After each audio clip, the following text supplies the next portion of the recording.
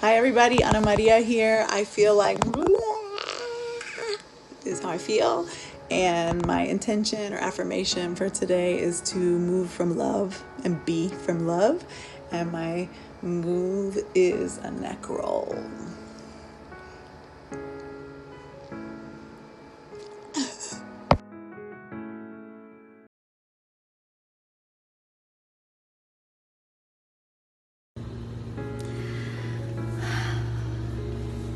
Hello, my name is Angela Gallegos. I use she, her pronouns. And how do I feel? My embodied check-in. I'm grateful to co-create and share in a space like this with you. I feel weird as well. It's like a wavy balance. That's what this feels like. It's moments of strength and moments of weakness, moments of rest, and then I'm just like busy as hell. And being okay with all of it.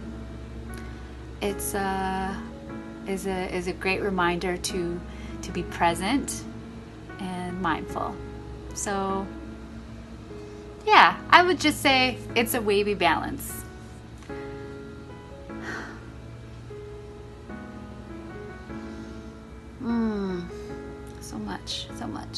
So many emotions. Okay, dance move. You probably catch me like my hips, my shoulders. I don't know, I just try to get lost with it. I don't know what it's called. Get lost with it. All right, whatever. I love you. Bye-bye. Have a good one.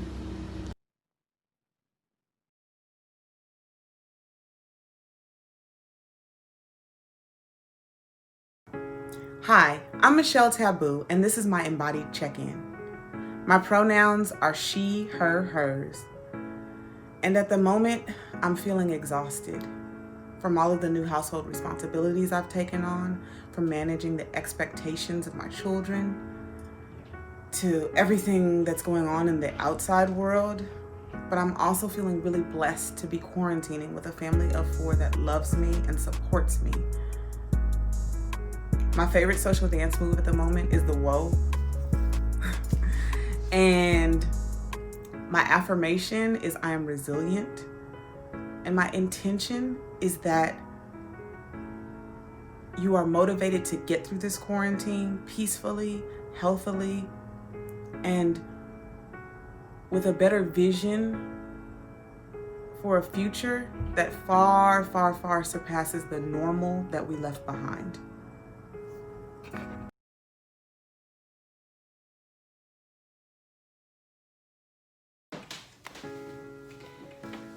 My name is Marina Magalhães, and this is my embodied check-in. My pronouns are she, her, hers, and how I'm really feeling right now is really well rested for the first time in a while. I finally got to sleep last night, and I can really feel the gratitude of that in my body and in my spirit. My favorite social dance, always and forever, samba. The basic samba step. It will always be my first and favorite dance. And my intention and affirmation in this moment is to be as humane as possible with myself. And I am really making a daily practice of that. Every day, many times a day, I ask myself, what would the most humane choice be right now? And I try to do it as best I can.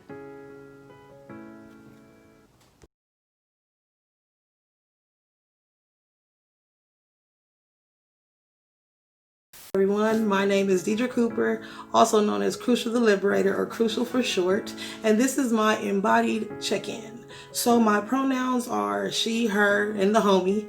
I'm feeling relaxed and more calmer than I was, and centered. I've been going through a lot of things lately, so this time to myself has definitely been a time of reflection. And so my favorite social dance is the bounce, because it's a great go-to when you don't have like a dance movement specific to go to. You could just bounce it out, bounce it out, bounce it out, bounce it out, bounce it out. Also, my affirmations are: I am vibrating at a high frequency and I am attracting like-minded individuals. Also, I am creating the life I deserve, and I am radiating self-love and abundance always.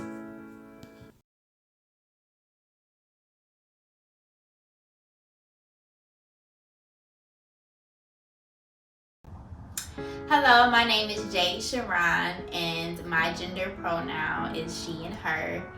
Today, I am feeling hopeful, and my favorite affirmation or intention that I set for the day is, I say to myself, you are more than enough. You are more than enough to accomplish anything you set out to accomplish today. You lack nothing, only abundance. And my favorite social dance would have to be the Millie Rock.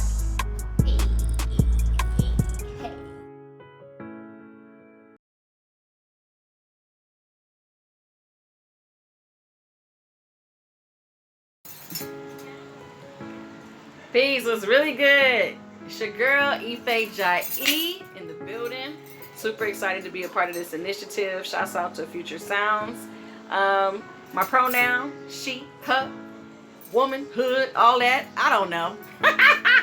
But I'm feeling great. I'm feeling strong. Rona ain't gonna get me. That's for darn sure. But I'm feeling amazing and I'm feeling productive. And right now, when I think about my body and the way I'm moving, I feel like, oh, that's how I'm feeling right now. You know what I'm saying? So, yeah, I just want to say that my affirmation during this time is that I am good enough, that I have everything I need, and my intention is to use absolutely every single resource that the Creator has given me to make the most of the life that I am living and of the blessings that have been bestowed upon me. So shouts out. I hope everybody feels strong. Yeah, don't let the Rona get you.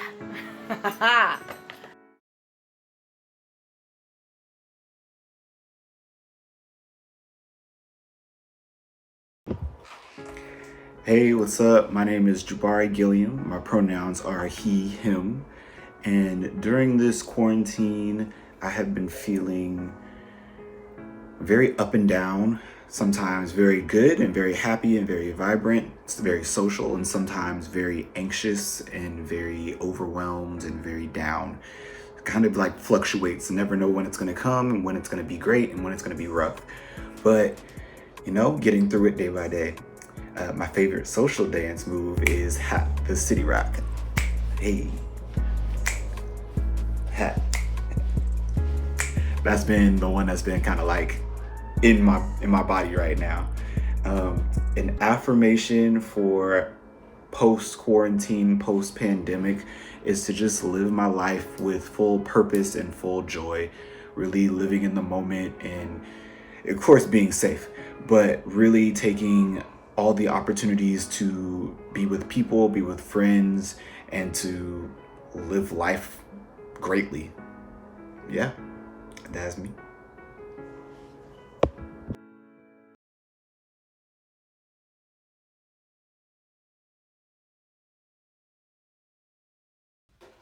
Hi, my name is Erica Buddington, and my pronouns are she and her. How am I feeling right now? I'm feeling like I am on a roller coaster. Some days I feel like I'm on top of the world because I'm an introvert, so I like to be in the house, make my little banana bread, record a few videos, write some fiction, get some work done. But some days I'm down because our world is suffering and people I love are suffering, and you know, it's gonna be a long road.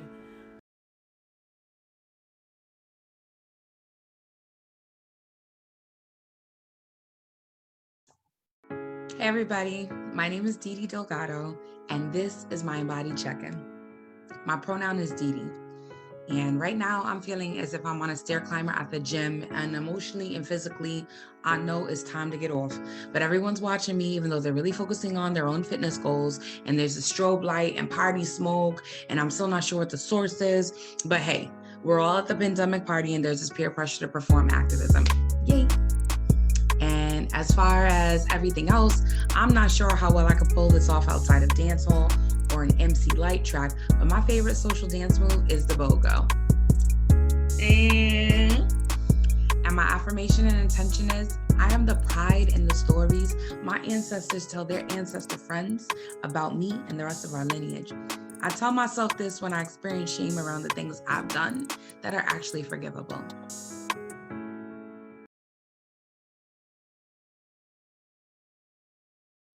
Hi, my name is Sejani. I am 9 and my pronoun is he, him.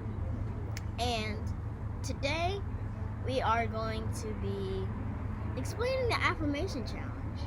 You want to introduce yourself? Yes, I am Dr. Shamell Bell and I am his mother and excited for this affirmation challenge. What is it? Oh, the affirmation challenge is simple. You have to get a list of affirmations, say it in a rhythm, and you got to get more than the opponent team. If you stop, it's the other person's turn. Absolutely. Okay, you want to try it? Yeah. Okay.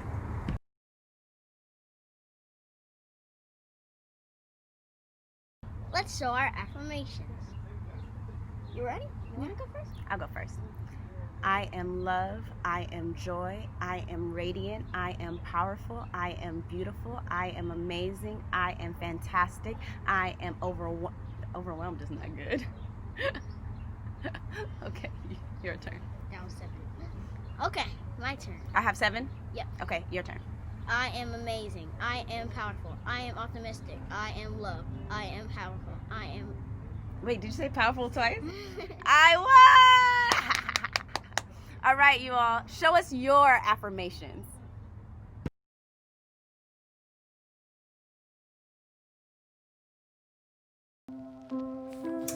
Hello, my name is Bernard Brown, and this is my embodied check-in. Pronouns are he, him, his, they, them, theirs. And right now, I'm really feeling tired, with a little bit of anger, confusion, but grounded in gratitude. My favorite social dance is the Humpty dance. You cross your legs, hop out, and groove with it.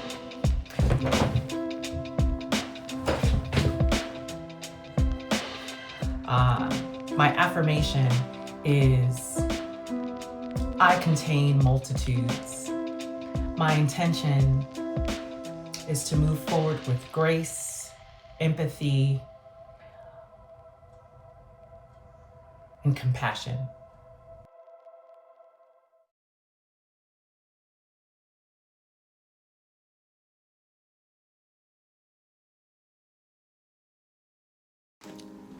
My name is Bobby Gordon, and this is my embodied check-in.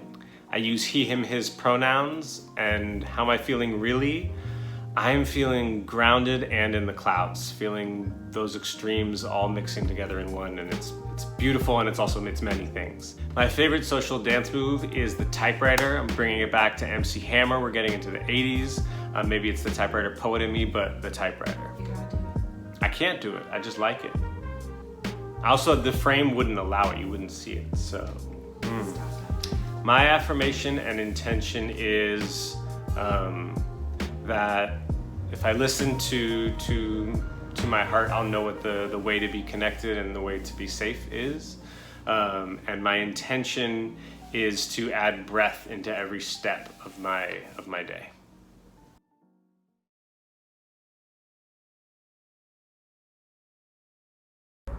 Close your eyes. Imagine a blue bubble of protection around you. I want you to get that affirmation that we did earlier and hold that in our body. I want you to take our series of breaths. Breathe in, breathe out. Breathe in a little deeper, breathe out. Now, I want you to use those affirmations that we've been holding and breathe deeply as we can Breathe out. You may open your eyes. Thank you for that, Sejani.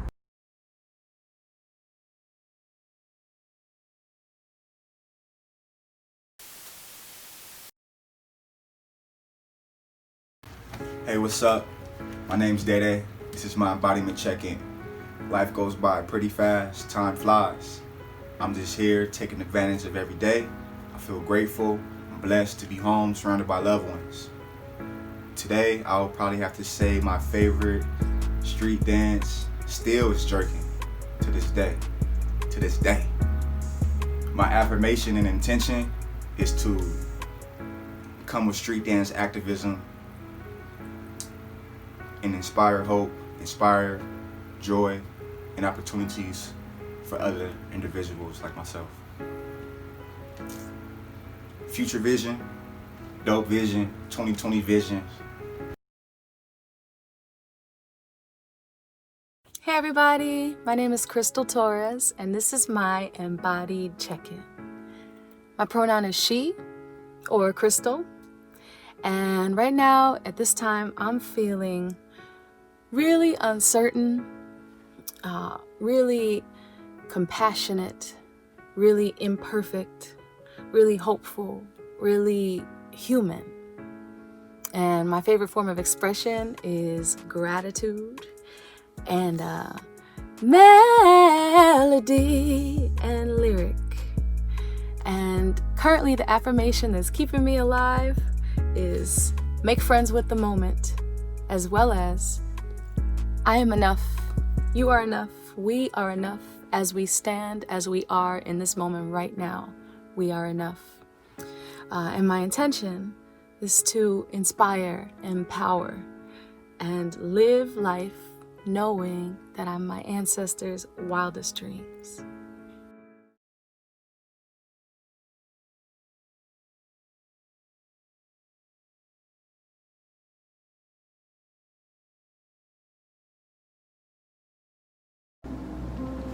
Hey, my name is Samora Penderhughes. This is my embodied check-in. My pronouns are he, him, and how I'm feeling this morning, so far I'm feeling good. Dreams have been crazy, so I kind of wake up a little bit strange, I definitely feel all my unconscious comes out of my dreams. I have very vivid dreams, but during the day, I just try to be easy on myself. I feel a lot of pressure, so, on the daily. So the emotions go up and down everywhere and around, but I'm grateful to be healthy, grateful to be alive. I don't have a social dance because I'm afraid of dancing in public. I keep it being a musician.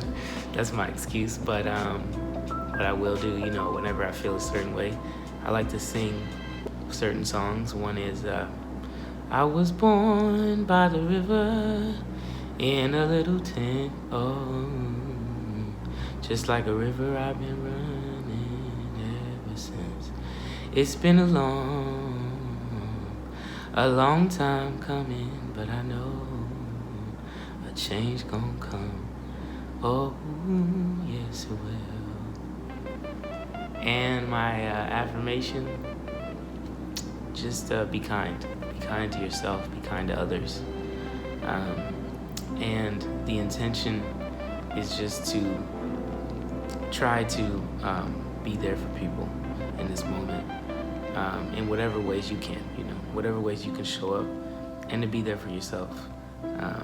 Not feel too much pressure, and to understand the ways that this time of just having so much space with yourself and with your thoughts can bring up certain negative tendencies you might have, and just be conscious of those things. Know it's a process. Know that some days can be just what they are, and be kind to yourself.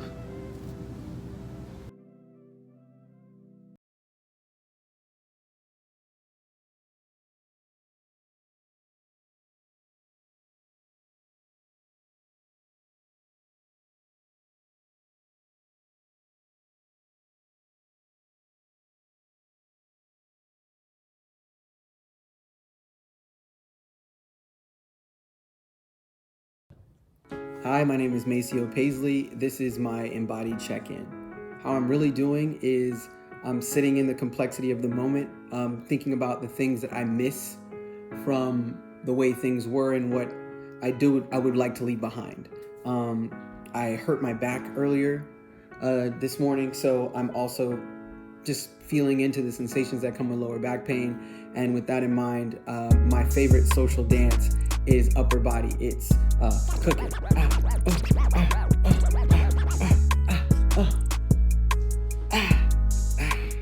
You know, my intention is joy and clarity. And so I like to wish that for everyone and hope that they find peace during this difficult time. Thank you.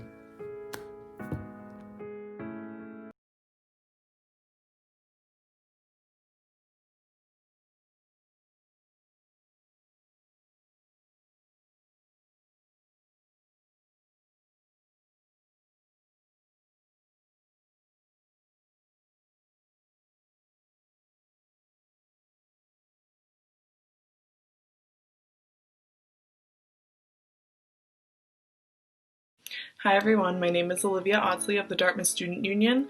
My pronouns are she, hers, and this is my embodied check-in.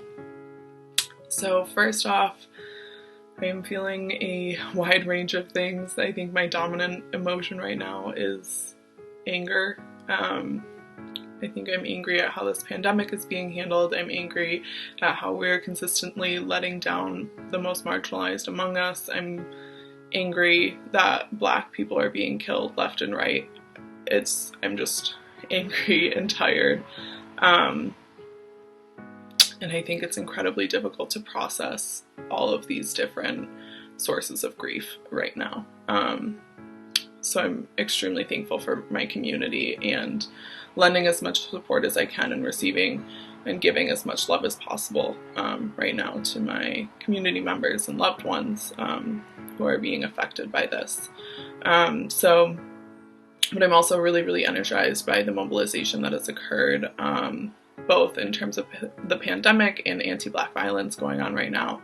I think finding new ways to connect virtually has been an extremely eye-opening experience that has made our organizing stronger and has made our connections stronger as well. So that is an uplifting thing out of this. My favorite thing is I've been writing like love letters to friends and family, or love texts, also just to remind myself of the people I have and remind them that they are valued and loved, and just opening every conversation with a statement of support and a statement of love has been really, really wonderful for me, as well as writing physical love letters to people. That's been great.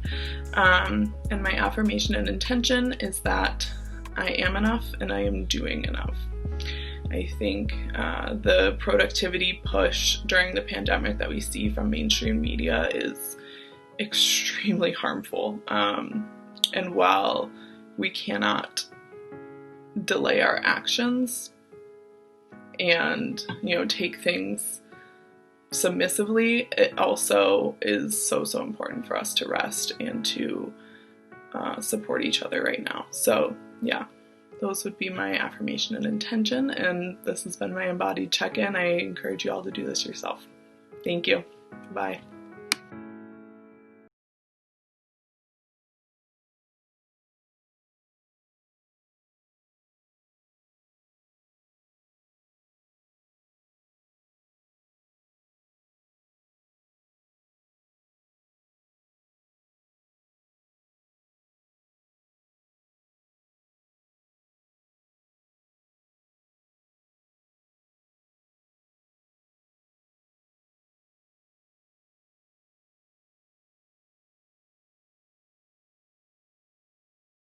Hi, my name is Mariano and my pronouns are she, they, and I'm feeling in solidarity and in community with our comrades in struggle in Minnesota right now, and my comrades in struggle here in Miami, where I'm from. And I'm extremely grateful to be part of Dr. Shamell Bell's collective and be under their mentorship. And my favorite social dance has to be perreo.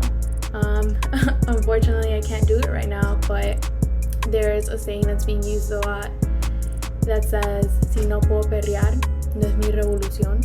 And I think it pretty much embodies how I feel about art and movement, how art is an invitation into the movement and revolution, and how they're inextricable from each other, and how art is meant to advance the mission of the movement. My affirmation and intention.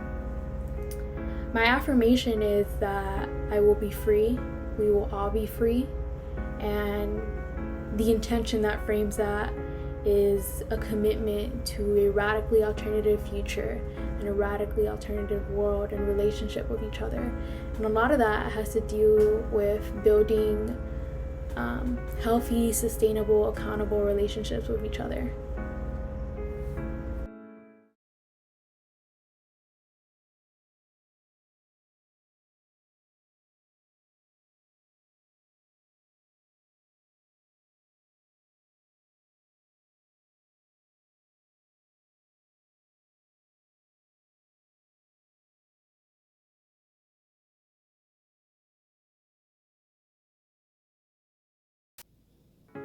Hi everyone, I'm Devin Montgomery of the Dartmouth Collective. My pronouns are he, him, his, and this is my body check-in. So right now I'm feeling pretty confused. I'm recording this when all of the killings of unarmed Black folks have started to resurface in the news, and you would think during a pandemic and as we're practicing social distancing, we're still hearing the same things about our people getting killed, and it's just very frustrating to feel that we're being as safe as possible, and as things are starting to open up, we were going outside to the same reality. In terms of the playlist, I'd like to contribute to the song I'd like to contribute to the playlist. I would say Institutionalized by Kendrick Lamar, great choice, but I'll go with Babylon by Joey Badass. I think that it makes me think of like this new reality of what we're trying to achieve, but both songs are great choices. And in terms of my affirmation, so I want to commit myself to recharging and taking the necessary rest so that I am in the healthiest space where I can contribute to my own growth, and I can just be the best self I possibly can. And for me, recharging and resting is the best way I can do that. Once again, I'm Devin, and that was my body check-in.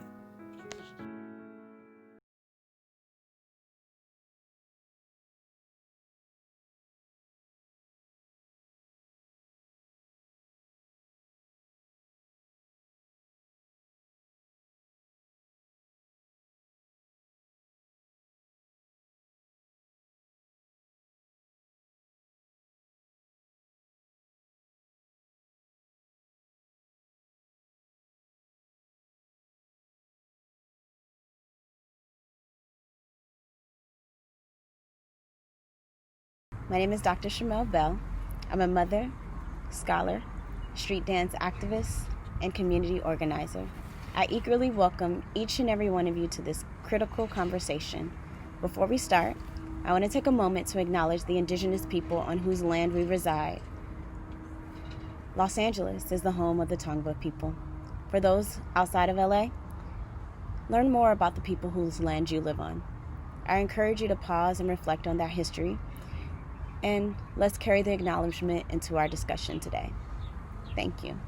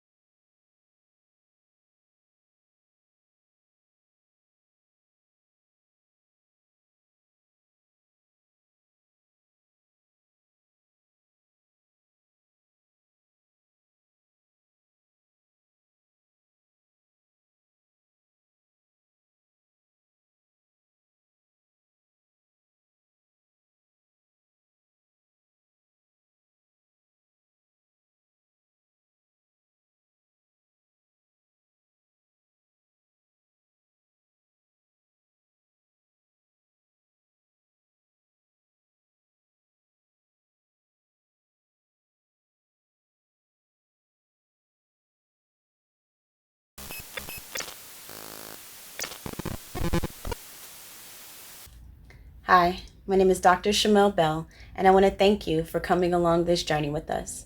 Welcome to the day after. This is the wrap-up episode of the Radical Dialogue series I curated with Future X Sounds that was built around our crafting resources and a toolkit of what our day after freedom would look and feel like.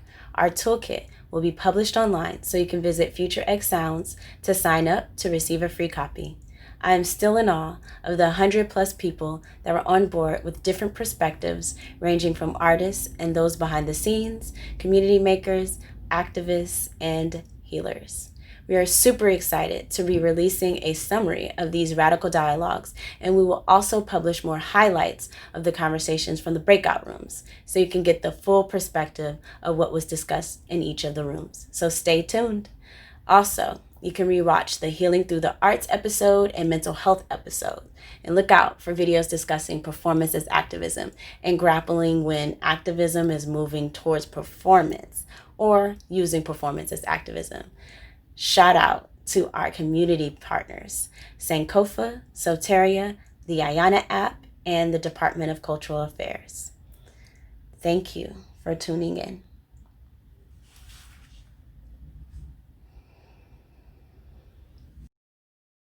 Greetings, everyone. And I first of all want to say how humbly grateful I am to be invited to this space and to participate with all of you. And as one of the elders in this group, I want to say how hopeful and grateful I am to have my life in the hands of such amazing, competent, and beautiful people who have gathered here this afternoon. So I invite everyone to find a comfortable position for just a moment where either you are sitting or laying down, where you can, in this moment, right here, right now, surrender yourself. I invite you also to either close your eyes or lower your gaze for a moment of just finding stillness to create an openness for intention. And I would like to invite the ancestors and those who came before us, those who paved a way for us all to be here today, all our relations. Generations and generations, centuries and centuries, people have been in struggle and have paved a way for us to be here today.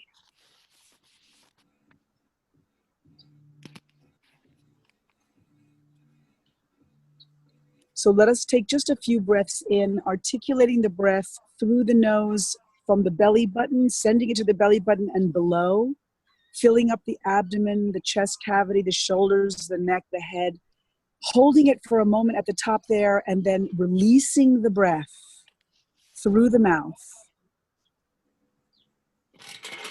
And for those of you who might feel distracted in this moment by other things, allow those things to come through, either thoughts in your mind without judgment, but then let them go. And see if you can just take this moment right here, right now, to be still, to be connected and in consciousness and not distracted by other things, other texts, other messages, other emails, other articles, what's going on the front lines. Be right here, right now. And I can see that there are some of us that can't be, and I pray for you. I pray for you to find a moment in your time to take for stillness, to connect to the breath, and to be in the moment. So let us inhale and hold it, and exhale through the mouth. Once again, inhale and hold it, and exhale. And inhale once again. And hold it. And exhale.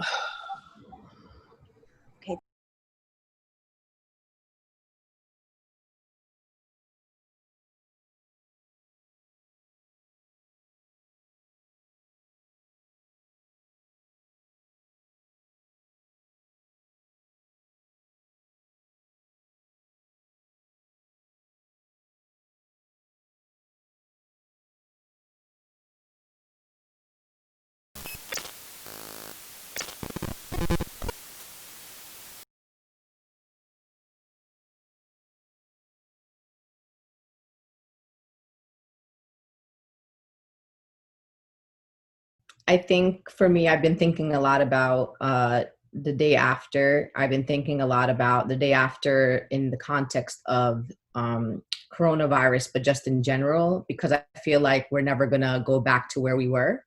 This pandemic, while horrific, while it has disproportionately impacted a lot of the communities that I come from, communities that I work with, put me in a place of reflection. I think it was a similarly to the 2016 election. It was that bad thing that happened to kind of put us on a different trajectory. And right now I'm thinking about the world that I'm going to fight for, after this pandemic, when I'm able to fully be my full organizer self and go back out into the streets full time. And I'm not going to back down from, Medicare for all. I think we finally got to a place where the American people understand that healthcare is a human right. And also understand that for the many years that Black people in particular have been telling us that our healthcare system provides two sets of services, one for white people and one for Black people and poor immigrants and other folks. And this pandemic reinforced that, and it proved that when you have, places like Michigan, where Black people are 14% of the population, but they're about 70% of the coronavirus deaths there. Same in Milwaukee, where they're 25% of the population, but they're about 80% of the deaths. Similarly in the Bronx, etc. So the day after for me, in the context of Corona, is fighting unequivocally, unabashedly for healthcare for all, with an emphasis on ensuring that healthcare for all also means high quality healthcare for all, regardless of race and socioeconomic status and geographic location.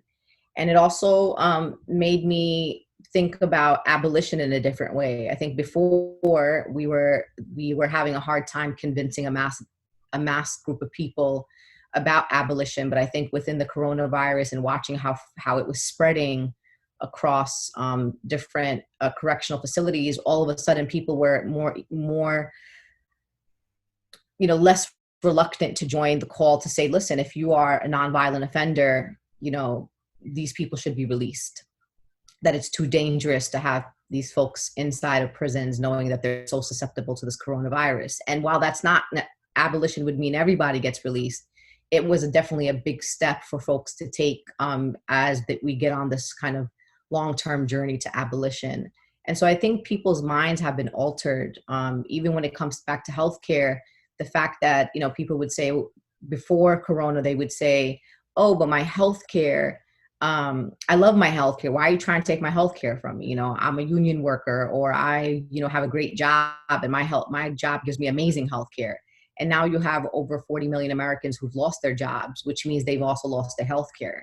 And this idea that healthcare should be connected to employment or is connected to employment now seems like such a foreign concept that it's kind of outrageous that we have connected healthcare to employment. And now that we have 40 million people who are unemployed, those folks are like, I guess I was wrong. And everybody should have healthcare regardless of employment. And so I think people's minds have been altered, which now allows them to think about not just the day after Corona, but the day after actual freedom. What does that look like? What does it feel like? And I think we've been, of course, you already know this, like we've been in a country, we've lived in a country that has had so much pain and trauma and different forms and levels of enslavement that we as a country just have been kind of, it's been normalized. It's like even to your point, like even when we organize and we knock doors in, low income communities, or we go to Black communities, especially around electoral time, there's a lot of people that challenge us and say, okay, so you telling me to go vote. Cool. Like, how's my life going to change? And people will tell you, like, I've lived in the same apartment, in the same projects. My grandmother lived here. My great grandmother lived here. My mother lived here. Now I live here. I have this apartment. Like, how's my life going to change? And I think that we've normalized our conditions, the conditions of marginalized folks in this country, to the point where we don't have the space to imagine, because people are just trying to figure out how to survive. And so I think Corona gave us the opportunity to sit still for a little bit and imagine, what life would be like if we had full freedom. And, what are the things that we've been missing that we deserve? I think healthcare is one of them. For me, freedom really is very simple. It just feels carefree, and it feels like an open blue sky that you can't see. The sea's so beautiful and far that you can't reach to the other side. Like the possibilities are endless. Freedom is joy.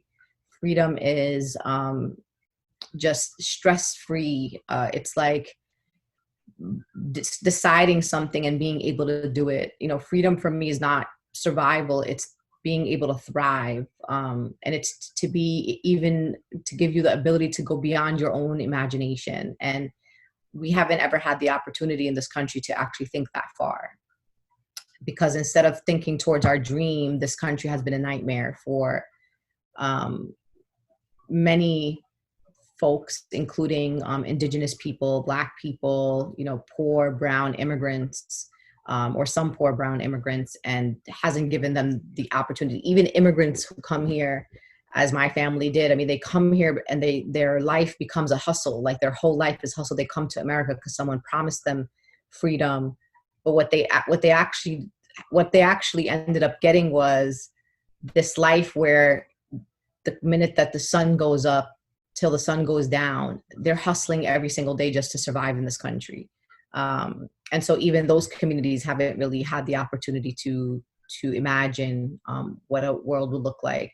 And I was one of those people that when we used to do these types of questions in some of our movement spaces, maybe 10, 15 years ago, I used to have a hard time because my freedom for me was like, freedom for me was like my family not being targeted by, surveillance, or freedom for me was having a job that would pay my rent and pay all my bills and allow me to save money for my kids' college. Like my imagination was so limited, and it only took many years of reading and many years of self-love and self-care and saying, what am I talking about? Like, we all deserve way more than that.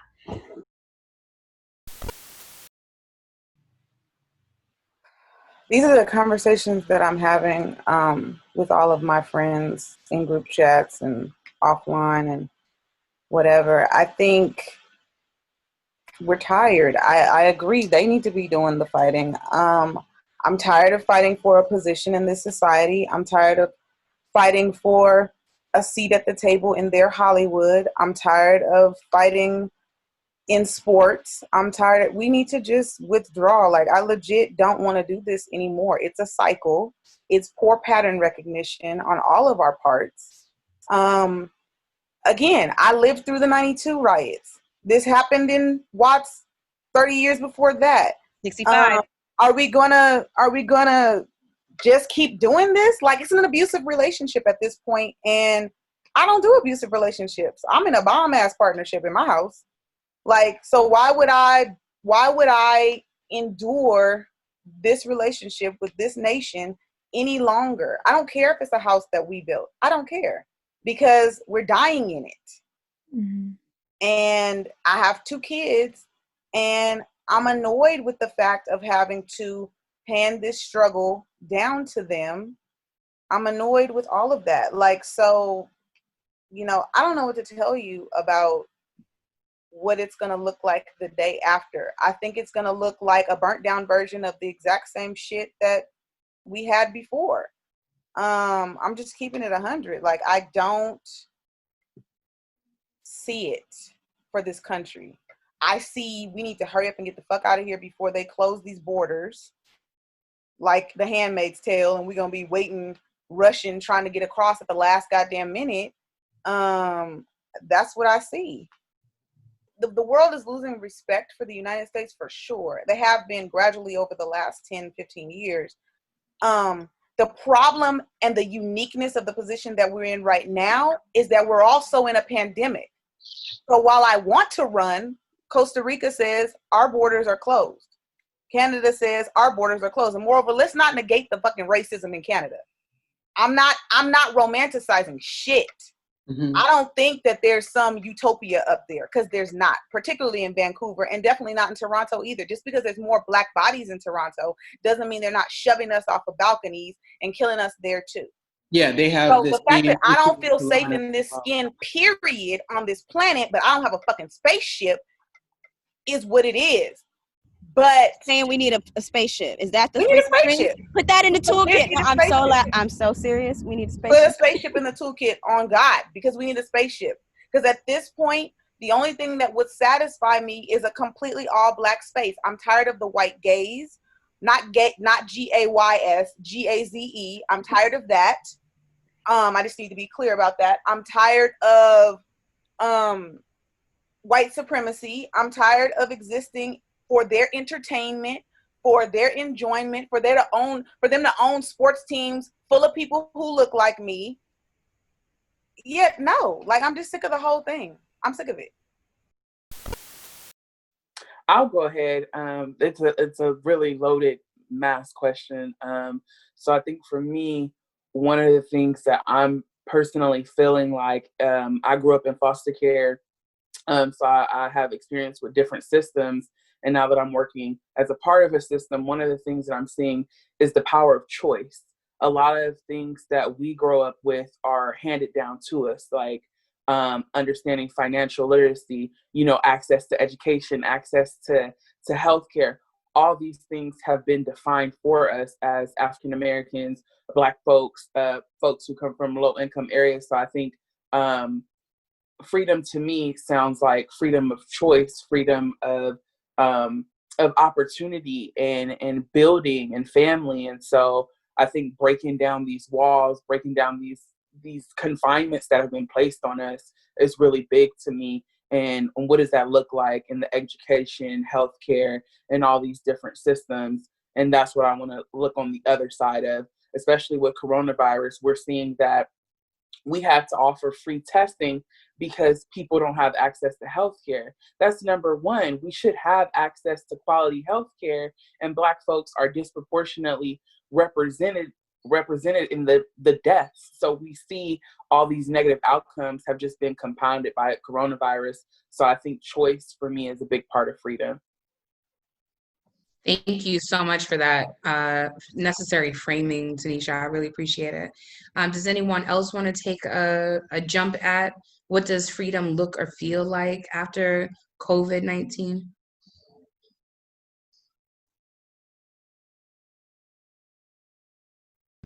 I'll go ahead.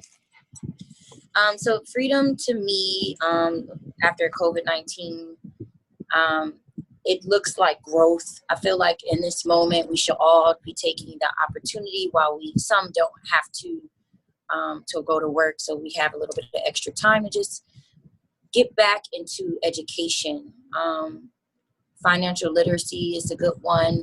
Also just figuring out, to me, I think local politics is something that we could all get more into, to increase voter participation and receive a better, more satisfying outcome in our communities. I think this time the focus was for me to just build that education so that I can come out a better person, come out a different person, and that can contribute to society in a way in which I was not able to before, with a new lens and a new perspective, to increase and mobilize people around me to join the fight for change. Thank you so much, Crystal. I'm going to give one more minute to that question. Anyone can go ahead, Jeff. Go ahead. Thanks. Yeah, apologize. I was trying to jump in early. I didn't realize my mic was on mute. And then plus my mama raised me to be a gentleman, so it's good to let my sisters go first. But I do want to say that, again, as I alluded to in my introduction, that I've been a community activist in Skid Row for the last 13 plus years. So this is a common topic that we've had because, pre-COVID, well before COVID, well before George Floyd protest and many other situations, because it's Skid Row, homeless capital of America. We don't want to stay living like this. So what does the new Skid Row look like? Is basically the same structure as what does the new Freedom Now look like. So we all often have the conversation, if Skid Row completely dismantled, completely burnt to the ground, we got to completely hit the reset button, what it would look like. And so I've taken it as far back as to actually like redesign Skid Row, from the schools, the housing, the business part of it, the plumbing. Where's the plumbing going to go? Are we going to have septic tanks? What type of water are we going to have? We're not too far from the LA River that leads to the Pacific Ocean. We don't want toxins and pollutants going into the LA River, because then it'll taint the river, and then the ocean, and then that'll it will ruin the environment. We need to definitely plant tremendously numerous amount more trees, and on and on and on. And so I could go for much more than a minute to talk about that. And then from there, it's a matter of what type of economic structure, because not only is it homelessness, we're dealing with people suffering from extreme poverty. And so there's a whole lot of need for economic development. A lot of people, really can't read and write. We've got a lot of high school dropouts, middle school dropouts. So there's a lot of basic needs that we just need to hit the reset button and bring in new curriculums, not just taking the school curriculums that exist, new curriculums, new business models, just new everything. That's what really actually what we're on a daily basis. Thank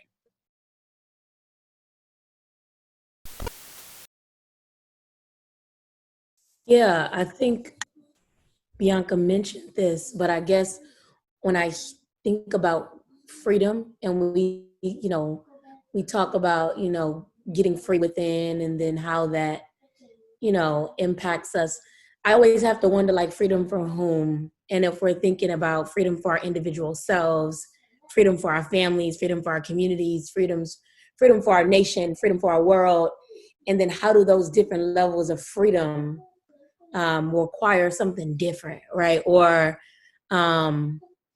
because, and that's why I brought up my point, because I feel like, freedom at the very individual level, like, you can exist in this society and experience, right, some sort of freedom if you do that internal work. But I don't know if that brings us a collective freedom. And so I don't know, I just grapple with freedom, and I think about collective freedom, but I mean, there's the quote, none of us is free until all of us is free. And so just thinking about like what that means, and if simply all of us doing the internal work, but still being a part of this system, if that gives us the freedom we so desire. And so I don't know. I don't have an answer there. It's just like, there's just some of the thoughts that I'm having. So I don't have an answer there. I'm just thinking through that.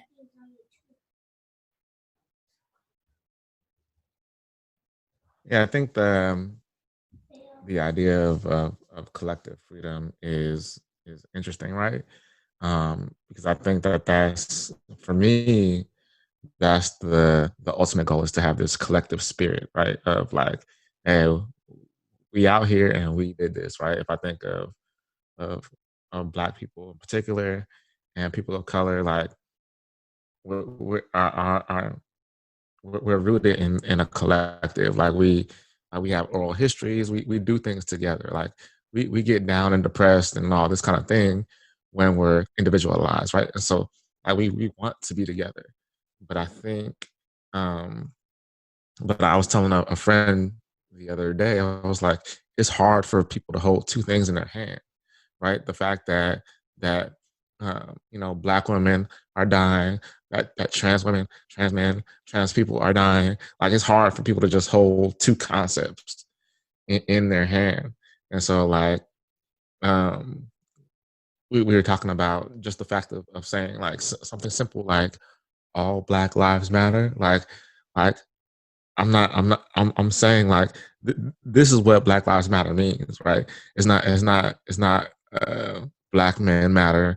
It's not Black women matter. Like anybody that has this singular identity, like whatever their individual intersection in that thing, like that's what we should be for, right? But it's hard for people to like grapple with that, and they want to be comfortable, like we were talking about before. Like they want to be comfortable in their definitions. It's like, does this person count? Are they Black enough? Do they got a job? Do they not got a job? Like, so I think that's a barrier to the collective.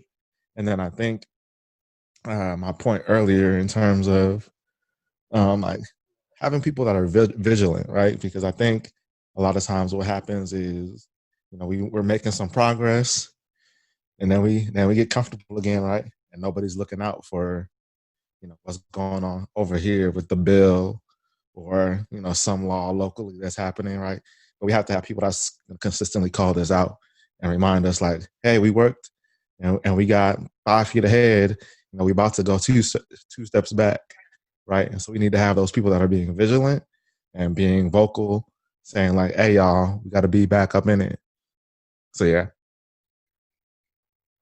Can I just say one last thing? Because I know Shamell's calling us back soon, but just in regards to like thinking about joy, and this is also to Tunet's point, like thinking about how internal like freedom can also help toward collective freedom. And I think I keep thinking back to like, I think it's an Audre Lorde quote where or I don't know, but just thinking about like we can't really be there for the struggle if we can't survive the struggle, right? And so like doing the internal healing that we need individually, but also as a collective, I think is really important toward that end, because that's also one of the ways that they kill us, right? Like aside from literally stepping on our necks, they also kill us with this anxiety and depression and like all of these other things that are part of the struggle, right? Part of Black liberation is also Black pain. And so we have to be able to kind of grapple with that. And I think that's where the internal work can kind of help us move toward a collective liberation. And I think it comes with like joy and pleasure, which is why I wanted to tie it in with what you were saying.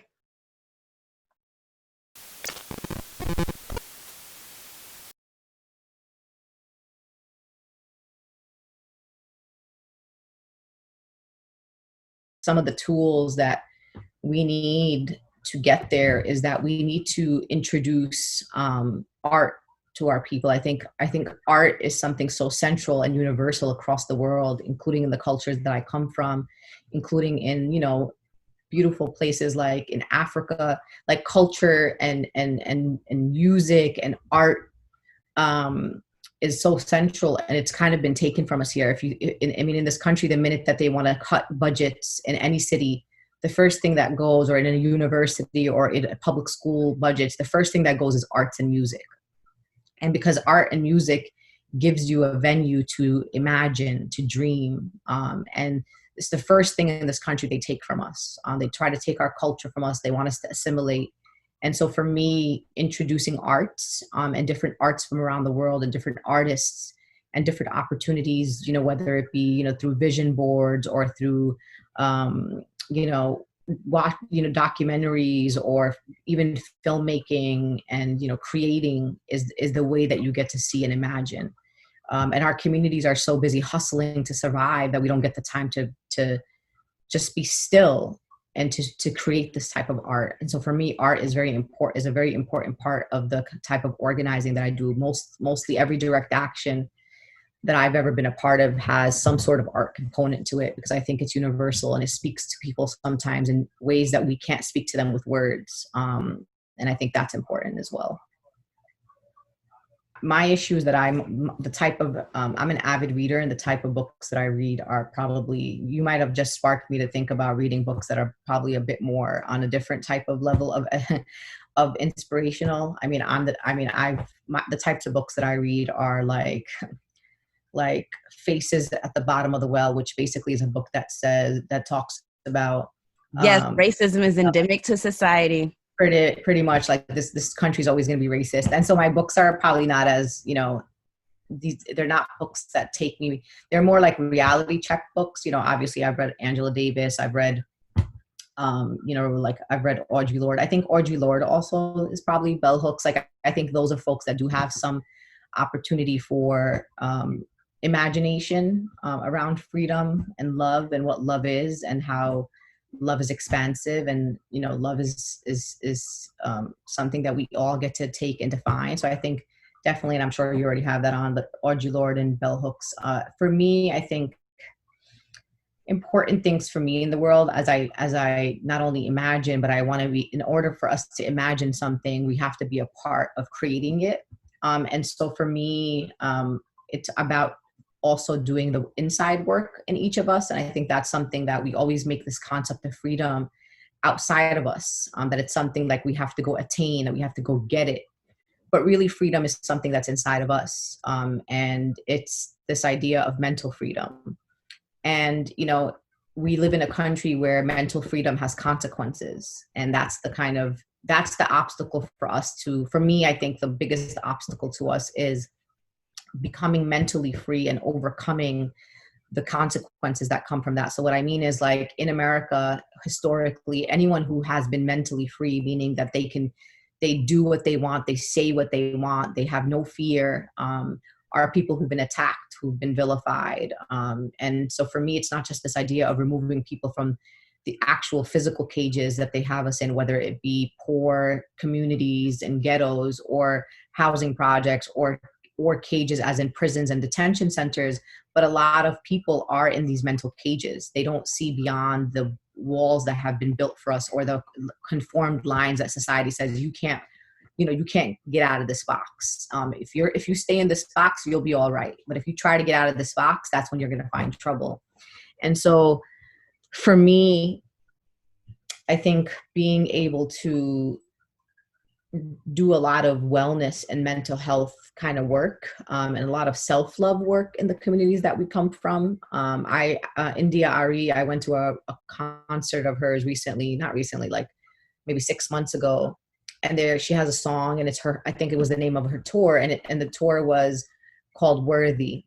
And she has the song, We Are Worthy. And I remember being in a concert in New York City, and it was the most beautiful thing I've ever went to, where the audience was probably like 90% Black, and then 10% everybody else. And most of the other people came as partners of people who were Black.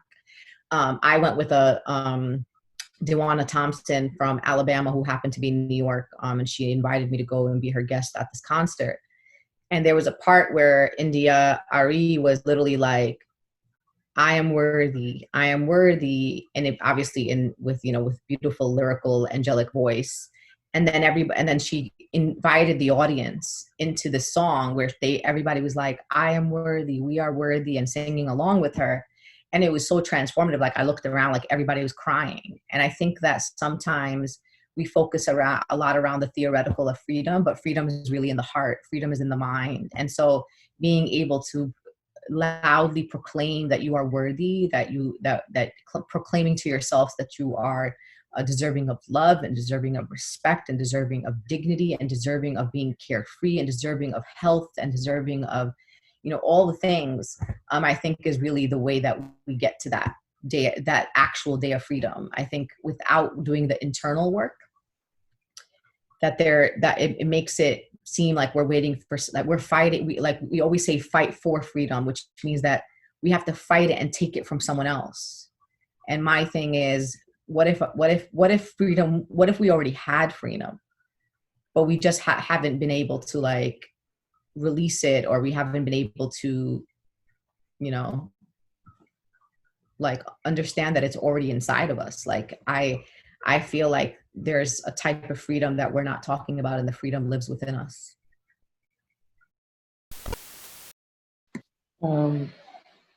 I think one of the biggest barriers to get into that world will be capitalism, to my opinion, or just the ways that capitalism intersects with policing and intersects with white supremacy, all these other things.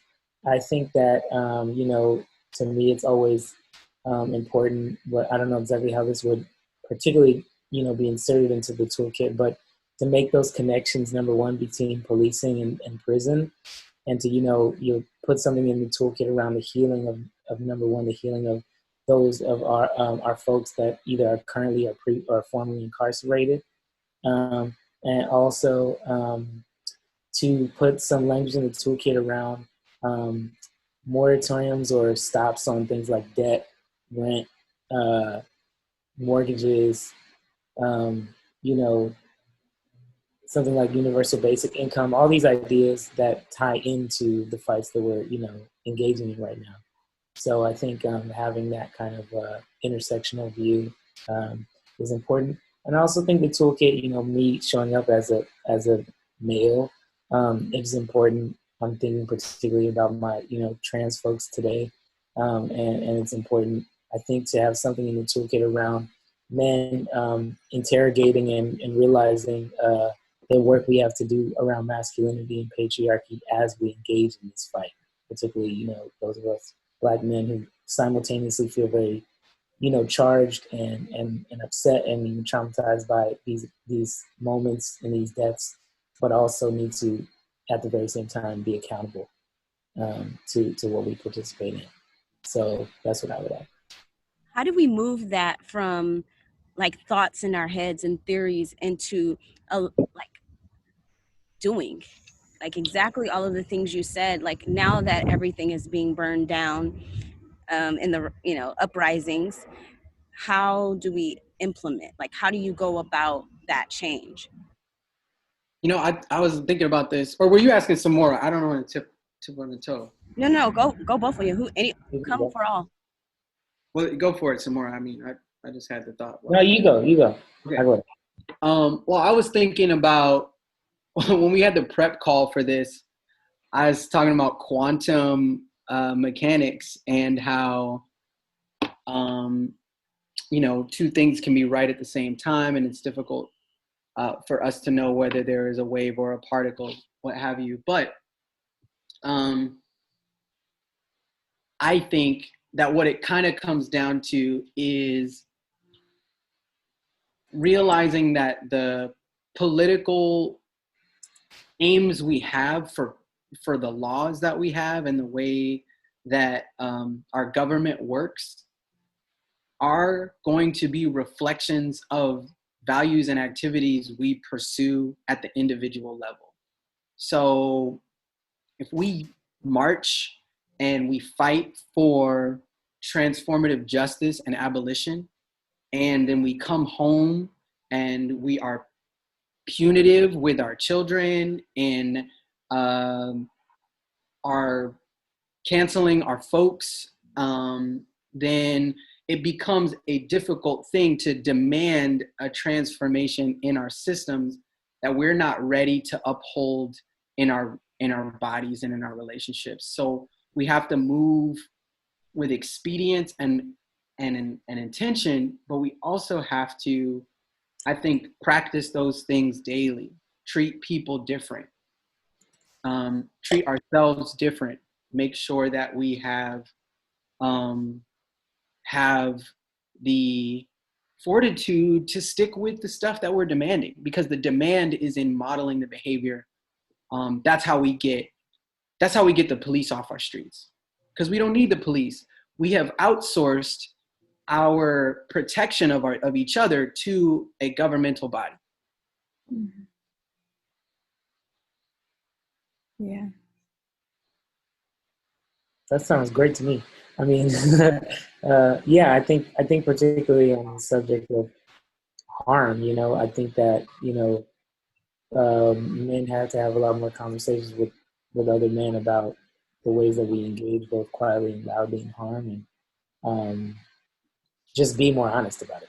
We just got to be more honest about it. And then I think that on the societal level, I hope that in the coming months we will engage in the same sort of sustained, large-scale financial protest as we are engaging in the protests with our physical bodies. And I do think that's possible, and I think they're both incredibly important. So I think that's one of the tools we have at our disposal, and I hope that we'll use it through boycotts, general strikes, things like that.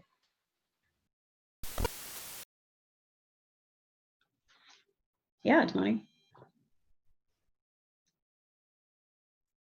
No, to that point, I was really grappling with the idea of the situation being a blessing and a curse in a way. Maybe it's a double-edged sword, because it is a moment where we can seize everybody's attention because everybody has nothing to do. 40 million unemployed, but also you have 2.5, 3 months worth of anxiety cooped up with no national leadership. And it's just vitriol and dissent in the media sphere, in politics. And it seems like everybody has their own plan for opening the country, every state. So that plays into it, and I wish it were better. But I think there is hope because people are seeing that it's, I'm seeing a lot from white allies that I haven't seen, maybe because I'm just young and naive. But it seems like there's a push for calling each other out without the need for POC to get involved as they used to, Black people of color in general.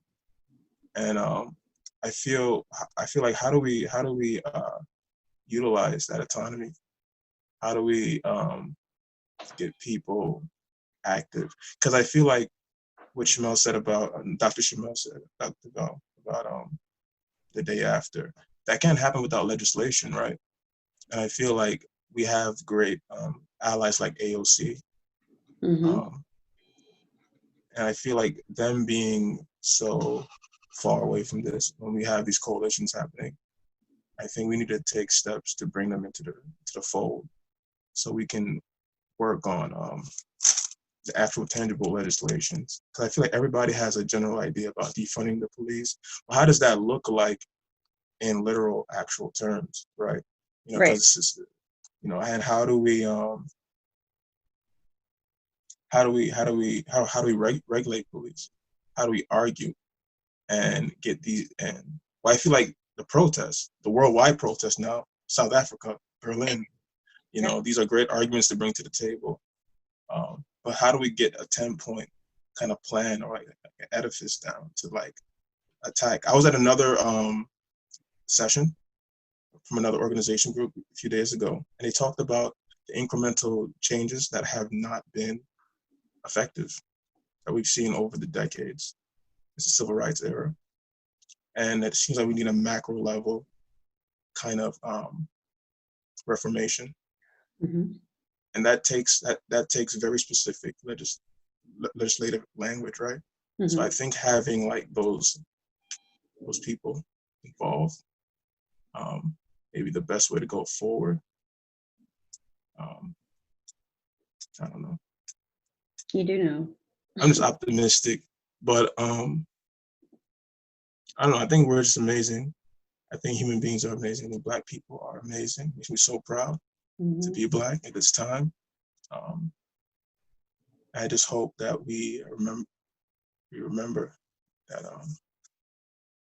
no matter what people say about us, we are worthy, because the children are watching, and what we do now will define the posterity. So I'm just grateful for everything. Absolutely. Stay optimistic, please. There's the viral video going around of the 45-year-old Black man talking to a 31-year-old Black man, talking to a 16-year-old Black man, right? Which made me think of that, Damani, because it's like, who's gonna be able to break it? Not that the 45 or 31-year-old couldn't do it. It's just that it's bigger than advocacy sometimes, right? Because it does get to that policy side and it does get to the funding side of things.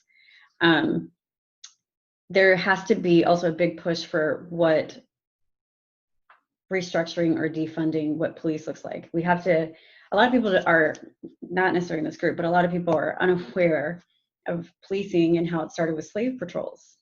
So that is something ingrained in culture. So when me being a nerd about organizations, you have to completely change your values and you have to completely change the leadership who reinforces those values so that it isn't still a slave patrol, if that makes any sense, right? So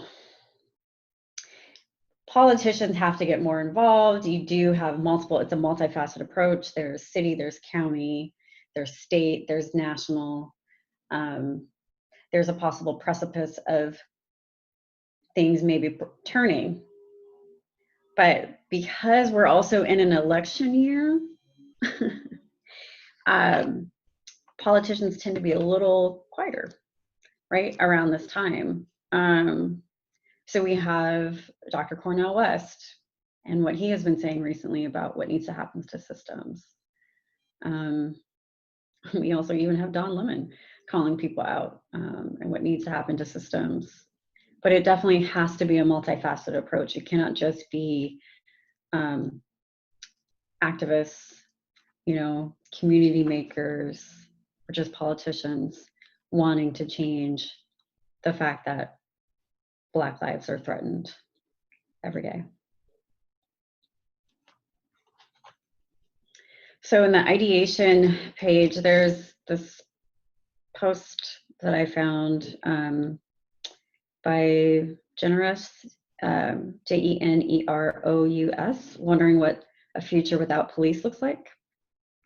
So it's a great kind of surface level overview. It talks about a reminder of how police reform doesn't work using the exact example of the Minneapolis police. So they implemented trainings, implicit bias, mindfulness, de-escalation, and crisis intervention, diversified the department's leadership, created tighter use of force standards, adopted body cameras, initiated a series of police community dialogues, and enhanced early warning systems to identify problem officers. And we saw what happened last week.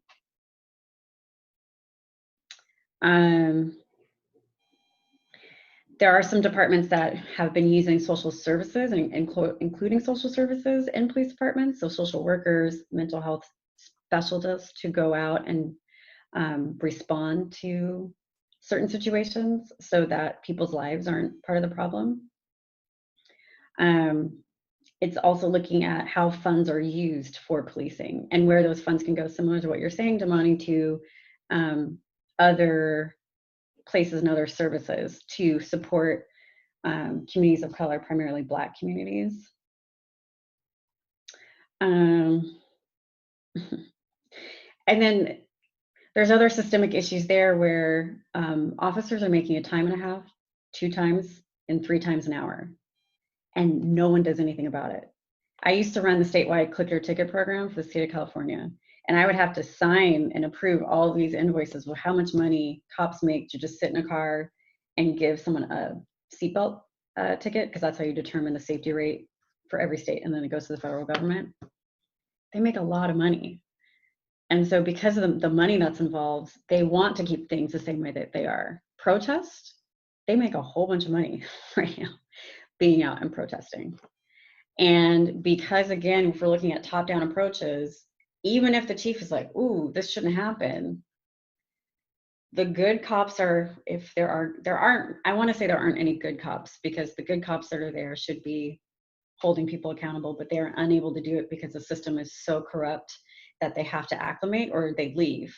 I've had know people who have left the Department of Color because they can't, it compromises their values. So the restructuring part has to be done in a way where it's not bringing inside people from policing agencies to restructure policing agencies, because we already know that they do the same thing over and over again. Right? But I think there is a lot of power in having these conversations, not feeling alone, and figuring out what you can do in a feasible way that's healthy and productive.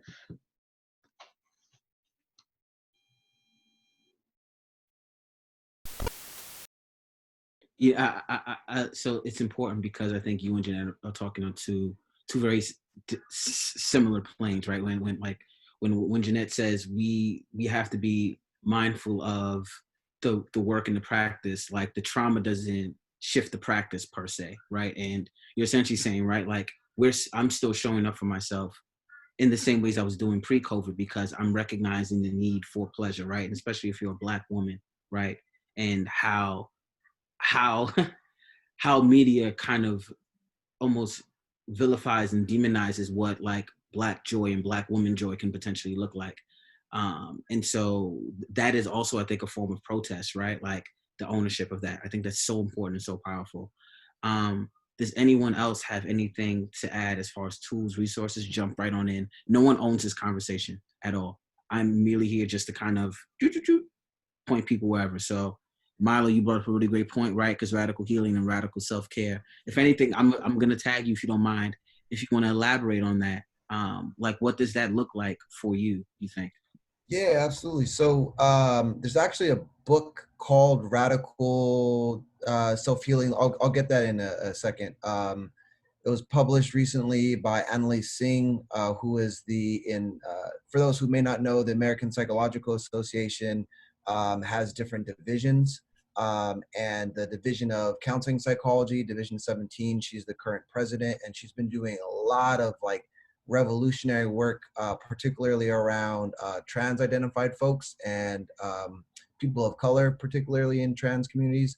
So her book is called Radical Self-Healing. Like I said, I'll get the title. And one of the things that I've been holding on to from her work over the years, as well as just my work as a Black man who serves as a psychologist, is understanding then that when we are in systems that tell us we don't deserve to exist, or that our skin colors and our racial identities are crimes and are dehumanized, that being able to continue to practice and engage in spiritual practice to intentionally and deliberately love ourselves like we continue to do and push back against the false narrative that we don't love ourselves, that in itself is revolutionary. And that in itself is what we mean when we say radical healing, to be able to make sure that, hey, like you can say what you want and you can do what you want, and I'm still going to love myself, because you don't have that power over me. That the system is doing the exact same thing that it was meant to do. It's not broken. It's actually a pretty effective system in trying to break us down, but you don't have that power over me to take away that self-healing and that self-love. So a lot of my work these days have been reminding folks of that in various ways and in different forums or in different capacities. And to be honest, like that's how I make it through. That's how I heal. And I think having been a survivor of police brutality myself when I was 15, like that's how I continue to work through some of that previous trauma, and to acknowledge that, to not try to ignore that, and then to, like Gina was talking about in the meditation, let it pass, knowing that it doesn't have power over me, and that I actually have power over it, as well as any type of system that tries to denounce me or to vilify me. So that's what I mean by that. I love that. I love that. And I just love seeing your faces. I'm sorry. It's like, I think it goes back to what, I see you. It goes back to what Katrina was saying. I think it's so important for us to create space for ourselves, and like for ourselves and for each other. And so like, if you don't have anything to say, that is also okay, right? Like you don't have to. If you want to, I think there are guidelines and framework, but I think I'd much rather just let whatever is going to happen. Eric, I know I pinged you, but I do think there's something to be said, especially when we're talking about some of the emotional capacity we bring into the space, and what you were talking about earlier. I'm very curious to hear what are some of the tools you've been leaning on, and what have you been actually providing to the community during this time? Yeah, with emotional emancipation circles, it really is like decolonizing circles, really. And so similar to what you were saying, Katrina, identifying internalized depression, and the way that I do it with my clients, and also do it in community spaces, is like starting out with self-limiting beliefs, and then identifying the system of oppression that actually created that belief in your body and spirit. And so, similar, and I see this in activist spaces too. So I'll say one of the resources that I have been leaning on really is the Nat Ministry on Instagram. I love sis. I love the bishop. It would be that, and a lot of what we're seeing now, actually, and at the same time as protests and things are happening, and during COVID, like the beginnings of COVID, people were really struggling with not being able to produce like at the normal rate at which they feel like they're supposed to. And so having people kind of go in the back way of, because sometimes because the space is open to everybody, everyone doesn't have the same level of political analysis. Yep, and love Melva Sampson. But everyone doesn't have the same level of political analysis to go straight into talking about internalized oppression. So I start with, what are the things that you believe and hear about yourself, right? And so if someone says, you know, that I believe that my worth is based on what I can do and produce for other people, and we talk about that and also recognize how that is internalized capitalism. And what does that look like and mean? How is it showing up, you know, in your family and how you see yourself and all of that? And during those spaces, I teach energy exercises. So one of the ones that has been really, really helpful for people is the wood chopper. That's connected with your throat. It's a fire exercise. So a lot of times, some of us might be having some stagnant energy. There's like some of us who are overproductive during crisis, and you know, on the other side is underproductive. And so this is a way of just like activating what that could, like activating your energy in a way that kind of brings you up and moves you toward whatever it is that you need to do, whether it be healing or just getting out of the state that you're in, like disrupting that state. So the wood chopper is one. And I can show that to you. Are y'all familiar with the wood chopper or no? Y'all want to see it? Okay, so you might want to do this too, especially you, Katrina. All right, so I'm gonna stand. And can you all see me? I was in ritual today, so I'm still in that in that space. So if you can still hear me, y'all can still hear me? Okay.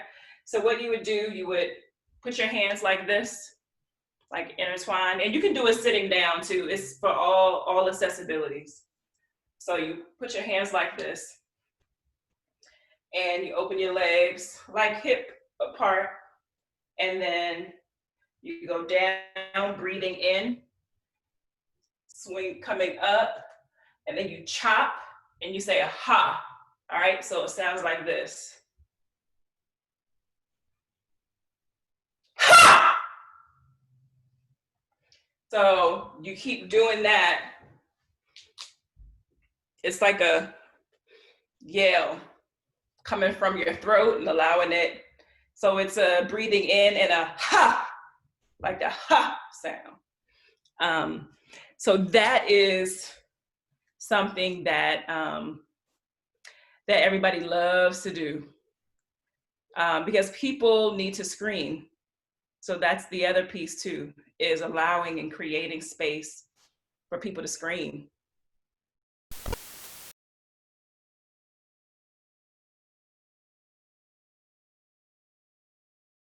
Hello, everyone. So we are running low on time since we started a little bit late. Thank you all. I wanted to, for those who need to hop off right now, I wanted to do a collective breath. For other folks who want to share out what you learned, like your favorite thing in your group, please do stay and let us do that. Yeah, so everyone close your eyes really quickly so we can just ground together right here. All right, let's connect to our breath. And just take one breath in, breathe it in, and blow it out.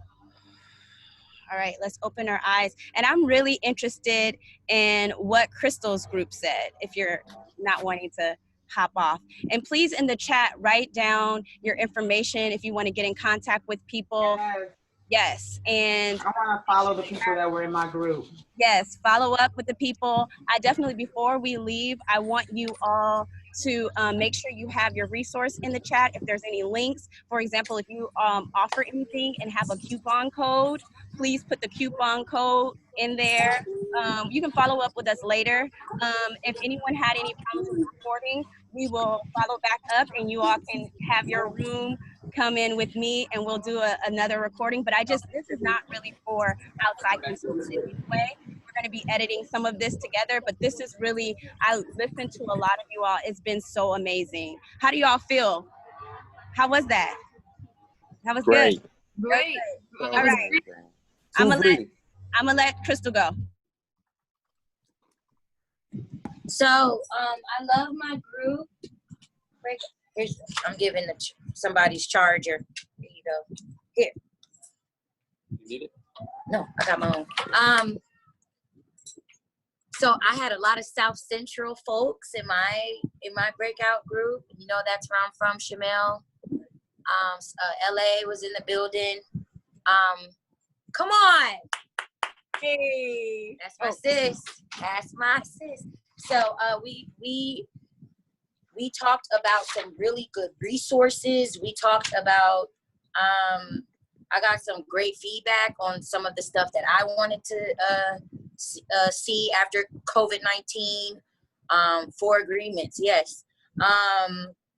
And share different perspectives. So I listened to some people with what someone said that I didn't think about as regards to getting people involved in local politics. I can hear just some pain still there about people wanting to get involved in politics. But the main thing I got from it is I think everybody spoke about was the education, educating in a way in which it speaks to where we're at, you know, in a space in which everybody could, you know, understand, whether it's, you know, an Ebonic language or whatever. And I love that because that's who I am, who I've always been. And I love being myself. I love wearing, you know, my nose ring and my tats. And I just like speaking from who I am and not somebody who feels like superior because I am in certain spaces or know more than others. So I was just, I like that part about our conversation. And self-love was something that was said. I didn't mention, I didn't really think about. And so I was glad that it came about because it was something that some of my close friends was always pressuring me to do, because as comms director of a state conference of Georgia NAACP, you can imagine the workload that we're experiencing right now, from our governor to Black bodies and coronavirus, to Black Lives in Brunswick, and Ahmaud Arbery speaking to his family all the time and scheduling interviews with them and our state president. I never really sat down to have a moment to get to do some self-love. And so thank you guys for that. I'm gonna end it right there. I don't want to keep talking, but thank you so much for that, guys. Really appreciate it.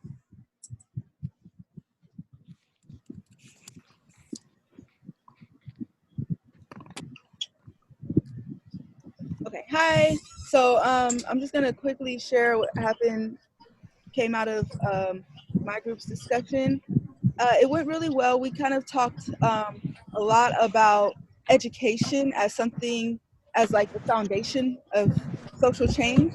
So, you know, how schools are going to be a major site for changing the way that we think and like kind of figuring out how to incorporate critical pedagogy into our educational practices, parenting, and the education that happens in parenting relationships, flipping the dynamic of authority in parenting, parent-child relationships, and we discussed how do we address violence without, you know, repeating what the practices that we get from the society we're currently in, and kind of connecting with ourselves and our health, and meeting each other from a place of love and like restorative rather than retributive justice, and what that might look like. So those are like the major things that came up for us. And so we got some resources on you know, those topics thrown out into the group. So that'll all come together when we put the official toolkit together. Yeah. And then all the people in my group are eager to connect further for ongoing conversations, and, you know, whoever wants to connect and continue working and maybe even break out into smaller groups that are focused on different parts of what we need to do to build, I think that would be an amazing thing to spring from here.